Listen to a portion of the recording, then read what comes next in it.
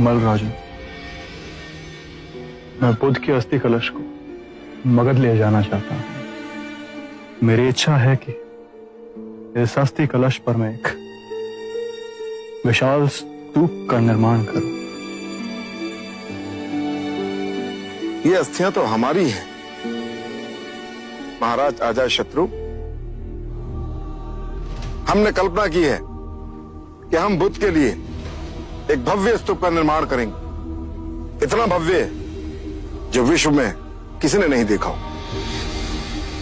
आत्मबोधि प्राप्त बुद्ध सर्वप्रथम मगध पधारे थे, किंतु ये भी ना भूले राजन कि बुद्ध ने स्वेच्छा से महापरिनिर्वाण कुशीनारा में किया था। लिच्छवी के राजा होते हुए हमें लगता है इन पर हमारा अधिकार है। बुद्ध को सबसे प्रिय हमारी राजधानी वैशाली थी। चाहे तो इनके किसी भिक्षु से पूछे। वैशाली का जन जन बुद्ध की गरिमानुसार स्तूप का निर्माण करेगा। ये अनुचित है। हाँ, अनुचित है। ये जो भी निर्णय हो न्यायपूर्वक होना चाहिए। बुद्ध हमारे भी थे। बुद्ध का प्रेम और ज्ञान हमारी संपदा है। मैं कहता हूं इन अस्थियों पर सर्वप्रथम अधिकार हमारा है। बुद्ध क्षत्रिय थे और हम भी क्षत्रिय हैं, इसलिए सर्वप्रथम हमारा अधिकार है। ये कौन सी बात हुई? प्रभु क्षत्रिय थे तो हम भी क्षत्रिय हैं। हम सबसे सुयोग्य हैं बुद्ध की अस्थियों पर स्तूप निर्माण करने के लिए। हम भी कपिल वस्तु के शाक्य हैं। बुद्ध बनने से पहले युवराज सिद्धार्थ हम शाक्यों के अधिपति थे। बुद्ध का यह जन्म सिद्ध अधिकार है कि उनकी अस्थियों का स्तूप कपिल वस्तु में ही बने। हम बलिया के राजा हैं, इसलिए ये अधिकार हमारा भी बनता है। और कोलिया वाले कोयला वाले के हाथ पे हाथ धरे रहेंगे। बुद्ध जन्म से क्षत्रिय भले ही हो, लेकिन ब्रह्म ज्ञान की जिस अवस्था तक वे पहुँचे हैं उसके पश्चात वे हम ब्राह्मणों में सम्मिलित हो गए। हम विद्यादीप के ब्राह्मण ही सबसे अधिक उनकी पूजा अर्चना करने के योग्य हैं। तो स्तूप बनाने का अधिकार भी हमें ही मिलना चाहिए। ठहरिए,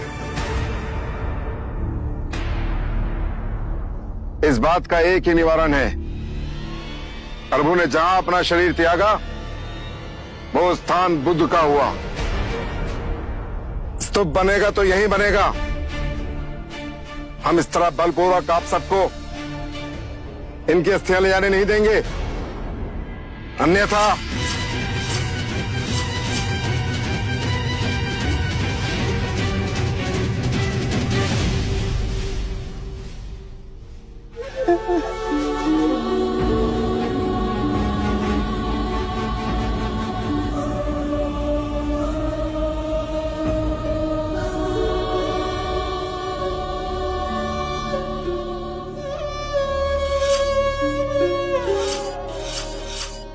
आप सब हमें क्षमा कीजिए। हमें इस पावन स्थान की गरिमा का भी ध्यान नहीं रहा। हमें सद्बुद्धि देने के लिए मैं आपका आभारी हूं, किंतु इस विवाद का हल इतनी आसानी से नहीं निकलेगा।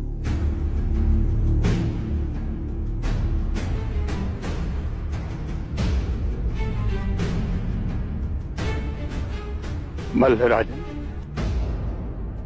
इस विवाद को सुलझाने का एक उपाय है मेरे पास। अगर आप सब लोग सुने तो। आप हैं कौन जो हम आपकी बातें सुने? मैं तो मात्र एक ब्राह्मण हूं राजा।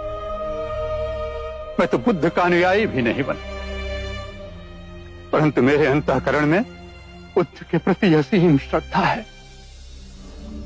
प्रगाढ़ भक्ति है।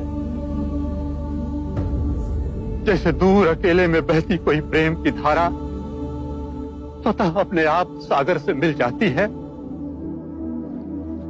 वैसे ही बुद्ध के प्रति मेरा प्रेम निश्चय ही उनके निर्मल मन तक पहुंचा होगा। ये हमारे आदरणीय हैं, द्रोण नाम है इनका।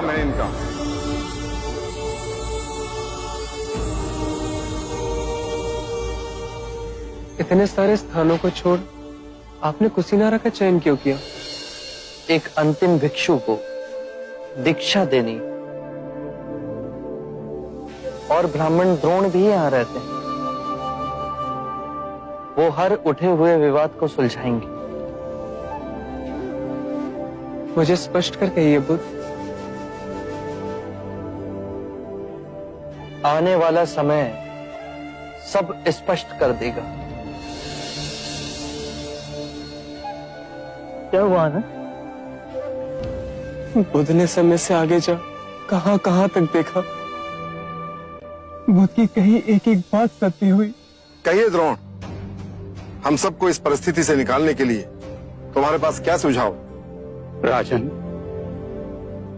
बुद्ध ने तो सदैव शांति और स्नेहशीलता का संदेश दिया है।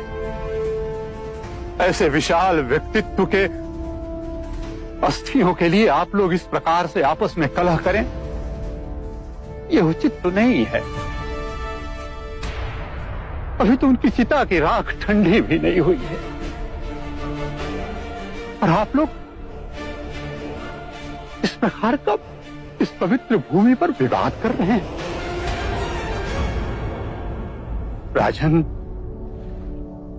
आप सब लोग इस देश के 8 बलशाली राजा हैं। मेरी प्रार्थना है कि इस समस्या का निदान आप लोग बुद्ध के दिखाए मार्ग के अनुसार ही करें। मेरा विचार है कि आप 8 राजा बुद्ध की अस्थियों को 8 भागों में बांट दें। मल्ल राजा, मगध नरेश, वैशाली के राजा, कपिलवस्तु के राजा, पावा के राजा, अलकप्पा के राजा, रामगामा के राजा, पिथादीप के राजा, आप सब बुद्ध के लिए एक नहीं, अपने अपने स्थानों पर अलग अलग 8 स्तूपों का निर्माण कीजिए। 8 भव्य स्तूप जो बुद्ध की वाणी और उनकी स्मृति को समस्त संसार में व्याप्त कर दें। उचित निवारण किया आपने। द्रोण, इस समस्या को सुलझाने के फलस्वरूप आप भी बुद्ध की अस्थियों का एक भाग ग्रहण करें। मैं अनुग्रहित हुआ महाराज।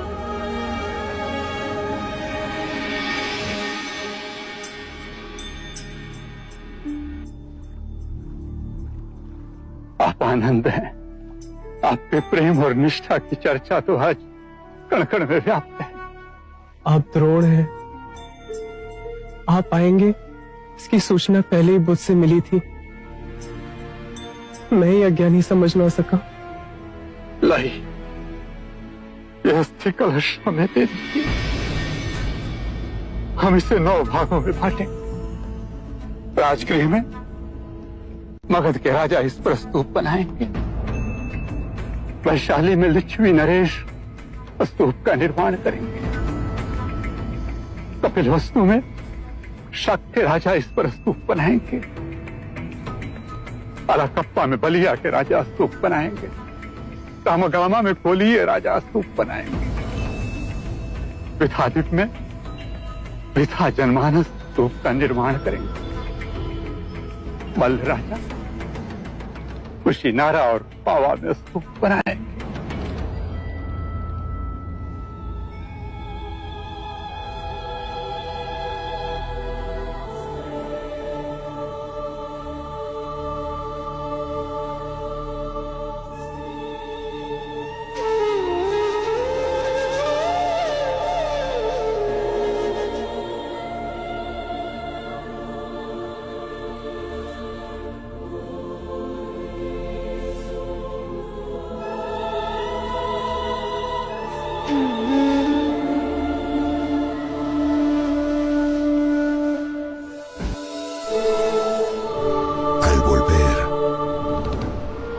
No te sorprendas de nada. Buda está en todos lados. Está en esta hoja, en el fluir del río, en los rayos del sol, el aire que te toca. Aloja mis bendiciones, Anand.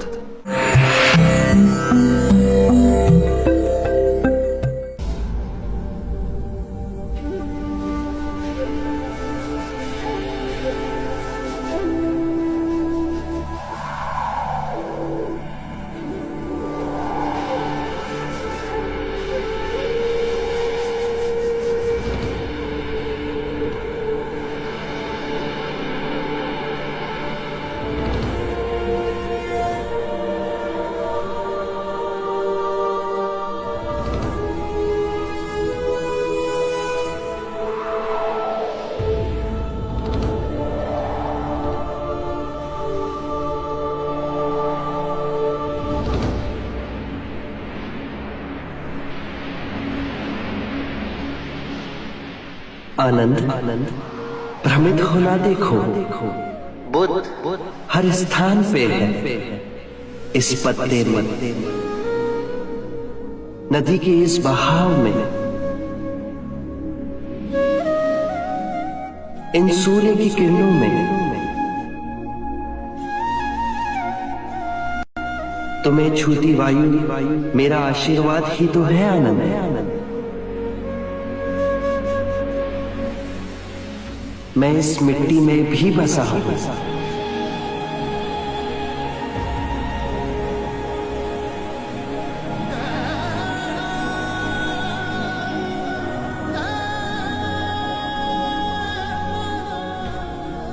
आनंद, मैं तुम में भी हूं। मैं तुम्हारे अंतर मन में, तुम्हारे बाहर हर ओर तुम्हें ढके हुए हूं।